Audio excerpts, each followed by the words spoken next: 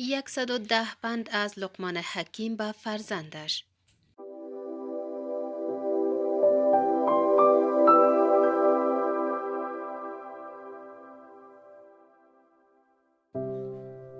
یک. فرزندم، هیچ کس و هیچ چیز را با خداوند شریک نکن. 2. با پدر و مادرت بهترین رفتار را داشته باش. 3. بدان که هیچ چیز از خداوند پنهان نمی ماند.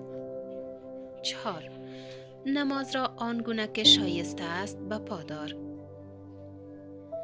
5. اندرز و نصیحت دیگران را فراموش مکن. 6. در مقابل پیش آمدها شکیبا باش. 7. از مردم روی مگردان و با آنها بی‌اعتنا مباش.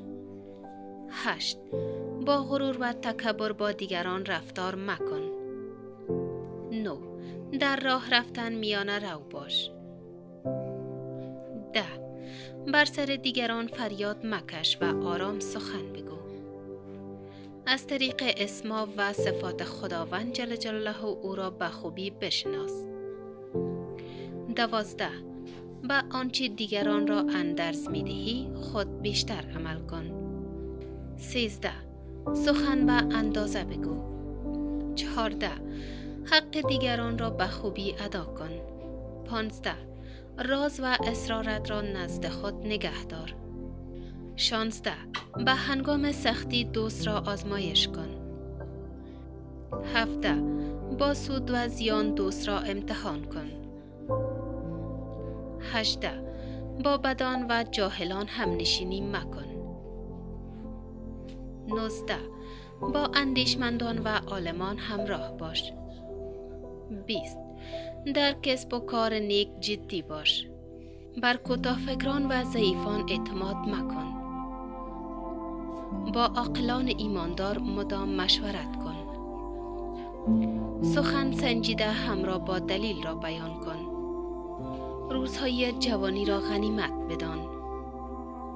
هم مرد دنیا و هم مرد آخرت باش. یاران و آشنایان را احترام کن. با دوست و دشمن خوش اخلاق باش. وجود پدر و مادر را غنیمت بشمار. معلم و استاد را همچون پدر و مادر دوست بدار. کمتر از درآمدی که داری خرج کن. در همه امور میانه رو باش. گذشت و جوانمردی را پیشه کن. هرچی که می توانی با مهمان مهربان باش. در مجالس و معابر چشم و زبان را از گناه بازدار. بهداشت و نظافت را هیچگاه فراموش مکن. هیچگاه دوستان و همکیشان خود را ترک مکن. فرزندانت را دانش و دینداری بیاموز. سوارکاری و تیراندازی و غیره را فرا گیر. در هر کاری از دست و پای راست آغاز کن.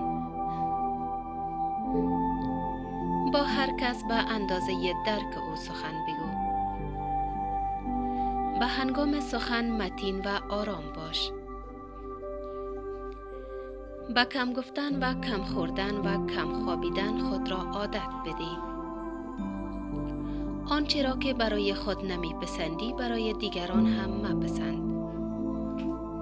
هر کاری را با آگاهی و استادی انجام بدی. ناآموخته استادی مکن. با ضعیفان و کودکان سر خود را در میان نگذار.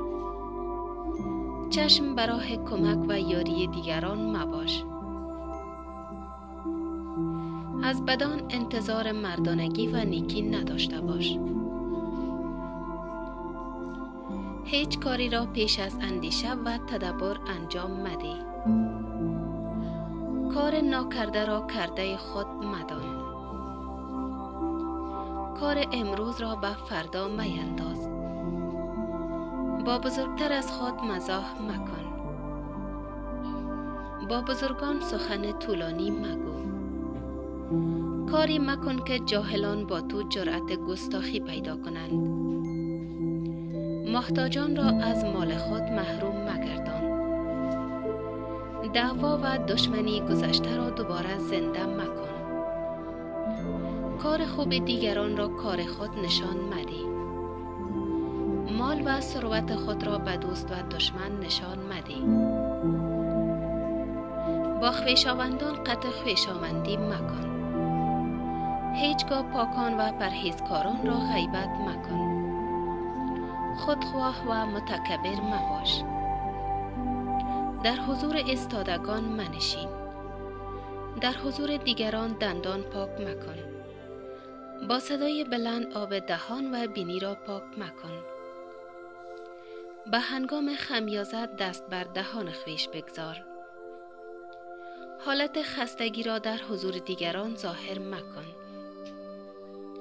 در مجالس انگشت در بینی مینداز. کلام جدی را با مزاح آمیخته مکن. هیچ کس را پیش دیگران خجل و رسوا مکن.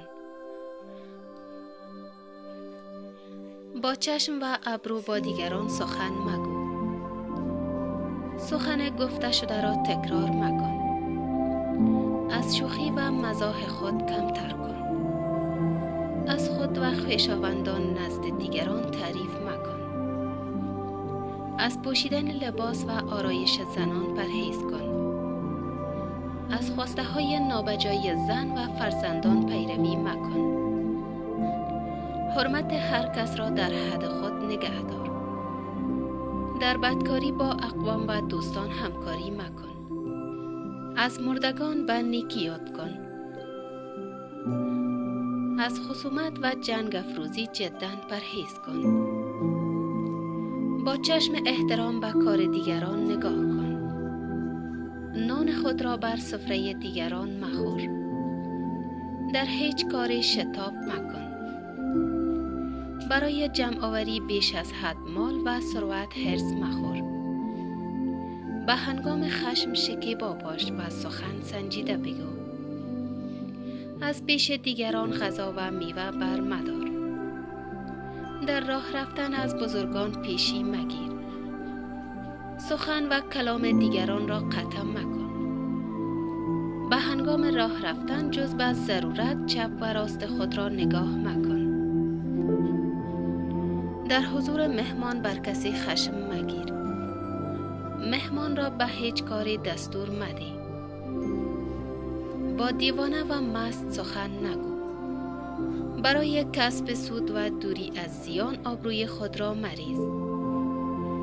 در کار دیگران کنجکاوی و جاسوسی مکن. در اصلاح میان مردم هیچگاه کوتاهی مکن. ادب و تواضع را هیچگاه فراموش مکن. با خداوند صادق و با مردم با انصاف باش. بر آرزوها و خواسته های خود غالب باش. خدمتکاری بزرگان و همکاری با مستمندان را فراموش مکن. با بزرگان با ادب و با کودکان مهربان باش. با دشمنان مدارا کن و در مقابل جاهلان خاموش باش. در مال و مقام دیگران طمع مکن. از رفت و آمد و مال و مرام و مسلک خویش کمتر بگو. بجز خداوند هیچ کس را فرمان روا و فریاد رس خویش مشمار. عمر و روزی با حساب و کتاب است، پس مترس و طمع مکن. عمر را برای عمل و عبادت و پاکی و پرهیزکاری غنیمت بدان. اگر بهشت را می طلبی از فساد و ستم و گردنکشی پرهیز کن. سرچشمه زشتی ها را دنیا پرستی و مستی و نادانی مدان. بجز در حق و راستی بندگان خدا را بندگی و فرمانبری مکن. خود را با ستم سلاطین شریک مگردان. دنیای دیگر را به دست فراموشی مسپار. با تشکر از اینکه تا آخر ویدیو با ما همراه بودید. ما منتظر نظریات خوبتان هستیم. اگر چینل آوا را سابسکرایب نکرده اید پس همین حالا سابسکرایب کنید و رنگ زنگوله را هم فشار دهید تا از ویدیوهای جدید ما باخبر شوید. تا ویدیوی جدید دیگر خدا نگهدارتان.